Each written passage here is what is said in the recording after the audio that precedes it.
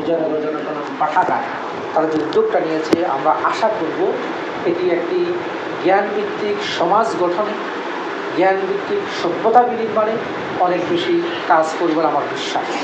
রাসূল করিম সাল্লাল্লাহু আলাইহি ওয়াসাল্লাম যে বিরাট একটা রেসালাতের যে বিরাট দায়িত্ব, সমাজ পরিবর্তন যে বিরাট টোটাল রেভলিউশন, মানে সমাজের কোনো একটা সাইড নয় সমর্থন, মানে সমাজের সমস্ত দিক এবং বিভাগের যে পরিবর্তনের দায়িত্ব নিয়ে আল্লাহ তাকে পাঠিয়েছেন, তার উপর প্রথমে নাজিল করেছেন বিকাল্লাজি, যেখানে জ্ঞানের কথা বলা আছে, যেখানে পড়ার কথা বলা আছে, যেখানে যাকে যিনি তাকে পাঠিয়েছেন, যিনি তাকে সৃষ্টি করেছেন তার সম্পর্কে জানার বোঝার বিষয়টি এখানে নির্ধারিত করে দেওয়া আছে।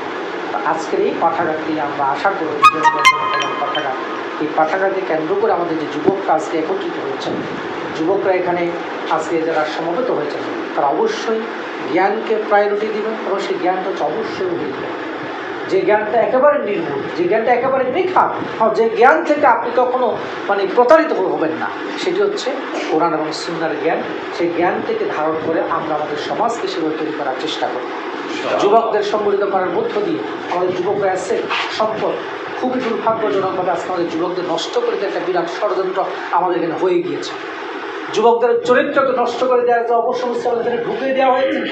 আমরা বিগত যে স্বৈর শাসক আমাদের এখানে ছিল, তাদের 17 বছরে যুবকদেরকে মেধা নৈতিকতার দিক থেকে একেবারে ধ্বংস করে দেওয়া এবং মাদকতার মধ্য দিয়ে সেখানে লাইসেন্স দেওয়ার কিন্তু সেখানে সরকারিভাবে সে কার্যক্রমগুলো তারা মানে নিশ্চিত করে ফেলেছে।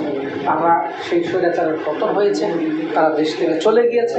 আমরা আশা করব আমাদের যুবকরা তারা নৈতিকতায় উজ্জীবিত হবে, তারা সমাজ সংস্কারের ভূমিকা পালন করবে।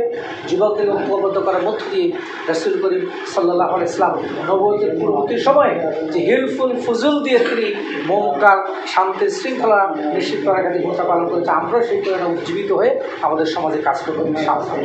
আমাদের জ্ঞান হবে অগ্রাধিকার, নৈতিকতা হবে অগ্রাধিকার, সমাজ সংস্কার হবে অগ্রাধিকার, সমাজের দুঃখী দরিদ্র মানুষের পাশে দাঁড়ানো হবে আমাদের অগ্রাধিকার।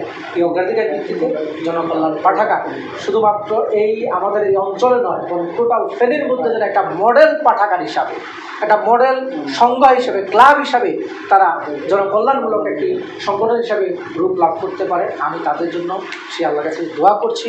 আল্লাহ সুবহানাহু ওয়া তাআলা তাদের সেই সক্ষমতা দান করুন, এবং আজকে আমাদেরকে এখানে এসে কথা বলার সুযোগটা দিন। আপনাদের অন্তরিক মুবারকবাদ। নিঃসন্দেহে ভালো কাজে সহায়তা করা, ভালো কাজে অংশীদার হওয়া, এটা মানে ভালো কাজ করারই নাম অন্তর আর কি। তো আমরা বলবো যে আপনারা একা, আপনারা কম, আপনাদের আমরা কেউ নাই, বিষয়টা এমন নয়, আমরা আপনাদের সাথে আছি ইনশাআল্লাহ। আমাদের পক্ষ থেকে, বাংলাদেশ জামাতের পক্ষ থেকে আমরা ছোট্ট একটা উপহার আপনাদের জন্য থাকলো ইনশাআল্লাহ। এটা একটা বারাকা হিসাবে থাকলো, আর আপনাদের এই কাজ আরও অগ্রগতি হবে।